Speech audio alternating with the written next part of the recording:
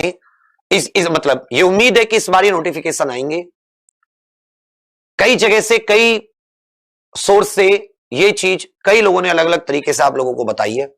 अब अगर आएगा तो अच्छी बात है। उससे पहले कि आपकी तैयारी जो है वो केवल उसी के लिए नहीं है कि वो आएगा तभी आप तैयारी करें। मैं आपको कुछ जानकारी दे रहा हूं, उस पर ध्यान देना कि आप तैयारी अभी करोगे तभी फायदा है उस नोटिफिकेशन के आने का, क्योंकि तब आपकी तैयारी अच्छे से हो चुकी होगी और तैयारी आपको करनी पड़ेगी, कोई और चॉइस है नहीं अभी से। तो समझिए, सबसे पहले मैं आपको आरपीएफ एसआई का 2018 जो आया था उसको लेकर आपको बता देता हूं। जून में आया है ये, जो जून 2018 में इसकी फॉर्म भरे शुरू हुए थे और सितंबर अक्टूबर 2018 में ये हो गया था। तो कितने महीने मिले? जुलाई अगस्त सितंबर, 2 ढाई 3 महीने आपको मिले। 2 ढाई 3 महीने में आप सोच सकते हैं कि कोई तैयारी आपने कैसी होगी या आपकी कैसी हो सकती है। तो सबसे पहले जो मैं आपको बता रहा हूं वो आरपीएफ एसआई का बता रहा हूं कि इसमें एज, ये सब चीजें आपकी कितनी होती हैं। समझिए, सबसे पहले इसमें हालांकि वैकेंसीज जो उस समय थी, वैकेंसी इसमें 400-500 ही आती है। देखिए, जो सब इंस्पेक्टर है उसके लिए जो मिनिमम एज थी वो ग्रेजुएट, एक तो आपको ग्रेजुएटेड होना चाहिए, और ये कब तक? फॉर्म की लास्ट डेट तक। और जो एज थी वो कम से कम 20 और अधिकतम 25। Sub inspector graduate from a recognised university, कम से कम 20 एज, और अधिकतम कितनी थी आपकी? अधिकतम आपकी 25। और जिनका मतलब अभी जिनका रिजल्ट आ चुका होता लास्ट डेट तक, केवल वही एलिजिबल होते हैं। हाइट की बात करेंगे तो मेल की थी 165, यूआर और ओबीसी, जनरल और ओबीसी, एससी एसटी 160 सेंटीमीटर, महिलाओं की 157 और एससी एसटी महिलाओं की 152। ठीक है भाई। जो लड़के होते हैं उनके लिए चेस्ट की भी होती है 80-85। ये इनकी कुछ रिक्वायरमेंट्स थी। दौड़ भाग इसमें बाद में है, अलग है। 20 से 25 जो एज है उसमें छूट भी थी एससी एसटी ओबीसी के लिए। चलिए, जो इसका अगर आप पेपर पैटर्न की बात करेंगे तो इसमें 120 क्वेश्चंस का, कुल 120 मार्क्स का 120 क्वेश्चंस का, जिनमें सबसे बड़ी अहम भूमिका जो थी वो अहम भूमिका आपके, इसमें 2 मतलब प्री भी होता है, मेंस भी होता है। उसके बाद में आपका फिजिकल, एफिशिएंसी, नापतोल, मेजरमेंट, दौड़ भाग, ये सारी की सारी चीजें आपकी होती है। तो याद रखिएगा,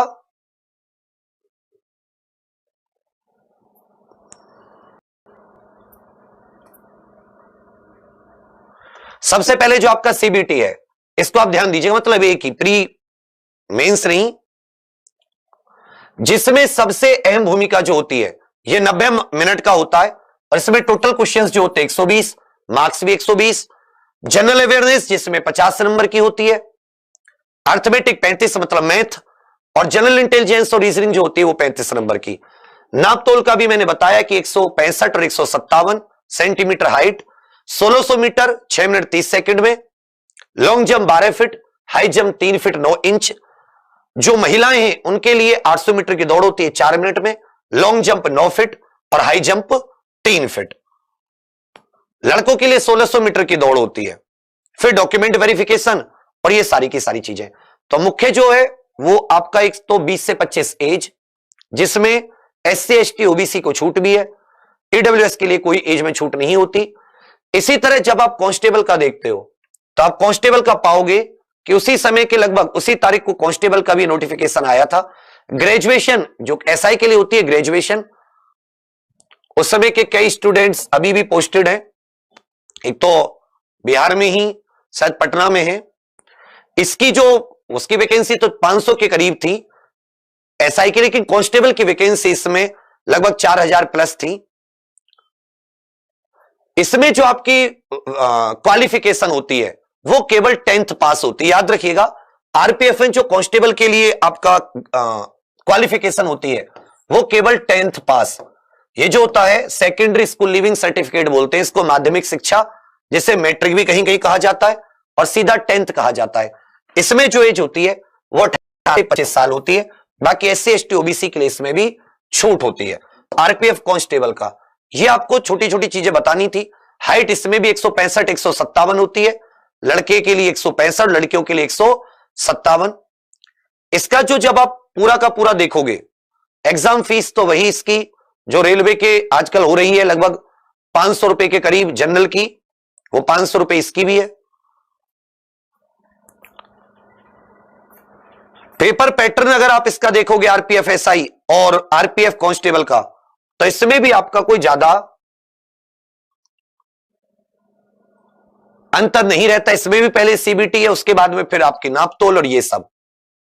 चलिए इसके सीबीटी की बात करें तो इसमें भी 90 मिनट और वही 120 क्वेश्चन, और सिलेबस वही है कि 50 क्वेश्चंस की इसमें जनरल अवेयरनेस, 50 नंबर की मैथ 35 का, और रीजनिंग आपकी हो जाती है भैया इसमें भी 35 मार्क्स की। इसके अगर दौड़ भाग की देखोगे तो जहां वहां 6.5 मिनट में 1600 मीटर थी एसआई के लिए, यहां पे 5 मिनट 45 सेकंड लड़कों के लिए, लड़कियों के लिए 800 मीटर 3 मिनट 40 सेकंड, और लॉन्ग जंप हाई जंप का क्राइटेरिया वही है, लड़कों के लिए 14 फीट 4 फीट, लड़कियों के लिए 9 फीट 3 फीट। अब आ जाती है आरआरबी एएलपी टेक्नीशियन। तो जो एएलपी और टेक्नीशियन उसमें अलग अलग क्वालिफिकेशन है, अलग अलग पोस्ट की, लेकिन जो एक सबके लिए मेन क्वालिफिकेशन है एज, वो है 18 से 28।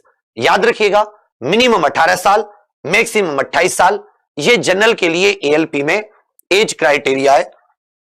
और जो पोस्ट की है तो वो पोस्ट वाइज आपकी, कुछ के लिए जैसे 10th प्लस आईटीआई, कुछ पोस्ट के लिए इसमें 10th प्लस आईटीआई होना चाहिए, कुछ के लिए 3 ईयर वाला 3 साल का डिप्लोमा मान्य रखता है, 3 साल का डिप्लोमा। जिसमें 3 साल का डिप्लोमा मान्य है उसमें आपकी बीटेक की डिग्री भी मान्य होती है, बीटेक की डिग्री भी मान्य होती है, और 12th प्लस 2 साल का डिप्लोमा जो होता है कुछ पोस्ट में वो भी मान्य रहता है। लेकिन 10th प्लस आईटीआई इसको ध्यान में रखिएगा, जहां या 10th के बाद में 3 साल का डिप्लोमा, या 12th के बाद में 2 साल का डिप्लोमा, या फिर आपकी डिग्री, तो अलग अलग जो वैकेंसी होती है उनके लिए अलग अलग आपके पास इसमें क्वालिफिकेशन मांगते हैं। पेपर पैटर्न जो इसके 2 सीबीटी होते हैं, एक सीबीटी 1 एक सीबीटी 2। जो पहला सीबीटी होता है उसमें 75 क्वेश्चन आते हैं, टाइम उसमें आपका 60 मिनट होता है।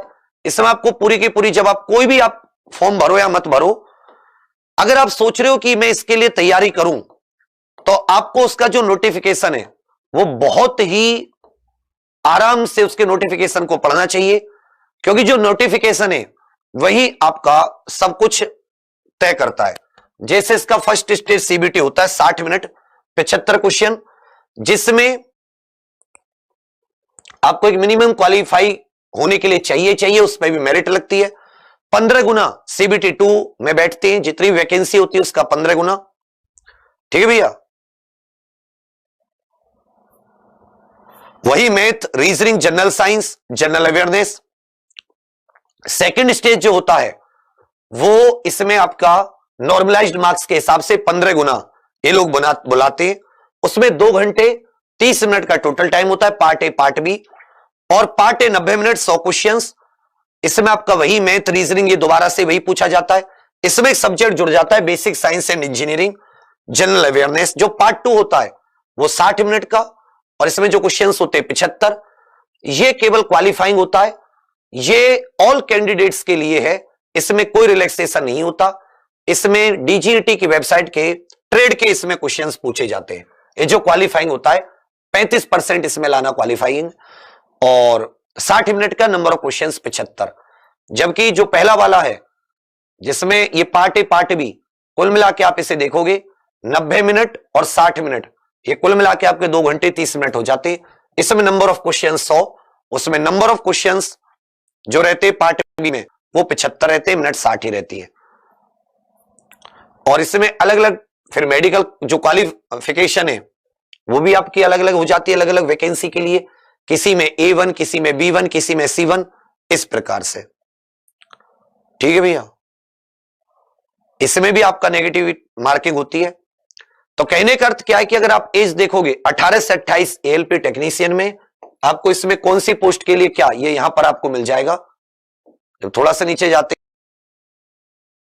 जाएगी, किसी भी प्रकार की पोस्ट हो उसकी क्या क्वालिफिकेशन होनी चाहिए, यहां पे एक एक चीज इस अच्छे से लिखी रहती है। तो नोटिफिकेशन आप पुराना पढ़ के भी बहुत सारी चीजों का पता लगा सकते हैं। टेक्नीशियन के लिए क्या चाहिए, एएलपी के लिए क्या चाहिए, जैसे असिस्टेंट लोको पायलट, एक इलेक्ट्रिकल ट्रेड के, एक मैकेनिकल। तो इसमें आपको ये समझना होगा कि कौन कौन से ट्रेड इसमें चल जाते हैं इलेक्ट्रिकल वाले में। इसी प्रकार आपको मैकेनिकल वाले में, ट्रैक्शन वाले में, मैकेनिकल वाले में, इसमें कौन कौन से ट्रेड आपके चल जाते हैं। बहुत सारे ट्रेड इसमें होते हैं, तो उसे आप एक बार पढ़ के अपनी डिग्री को मिलाकर कि हाँ मेरे पास ये ट्रेड है, मिलता जुलता है, या गवर्नमेंट इस ट्रेड को भी उस भर्ती में बैठने के लिए मान्य कर रखा है। ये आप इसके लिए नोटिफिकेशन की जानकारी आपको शुरुआत में होनी चाहिए, क्या चीज मांगी है, कब मांगी है, कितने कितने एग्जाम होते हैं, कौन कौन से इसमें पैटर्न होता है, और कौन सा क्वालिफाइंग होता है, कौन सा क्वालिफाइंग नहीं होता, पिछले साल क्या कट ऑफ थी। जब इन सारी चीजों के बारे में आप जान लेते हो तब आपको यह पूरा पता चल जाता है आपका लक्ष्य क्या है, कितने मार्क्स लेकर आने हैं, किन किन स्टेजेस से आपको गुजरना है, और क्या क्या क्वालिफिकेशन और एज क्राइटेरिया है। तो इन सब चीजों को आप पहले से रखकर चलिए। सारी चीजें आपके लिए प्रीवियस ईयर से अगर आप देखोगे तो हमने एग्जाम्पल की जो अपनी वेबसाइट है उस पर आपको जैसे ऊपर यहाँ पे प्रीवियस ईयर पीडीएफ है, वहां भी प्रीवियस ईयर पीडीएफ है। आप इसमें जाओगे तो अभी हम इसमें डलवाने लगे हैं, जैसे अभी हम लोग एनटीपीसी सीबीटी 2 का जो पहले पेपर हुआ था उसका हमने डलवा दिए। और आप इस पर क्लिक करोगे तो आपको दिखेगा कि आप यहाँ पे लॉगिन करोगे मोबाइल नंबर डाल के, तो ये जितना भी पिछले सीबीटी 2 में पेपर हुए थे वो आपको डेट वाइज और शिफ्ट वाइज आप इसमें डाउनलोड कर सकते हैं। ऐसे आपको एएलपी आदि का सबका इसमें डलवा देंगे, ट्रेड आदि के भी आपको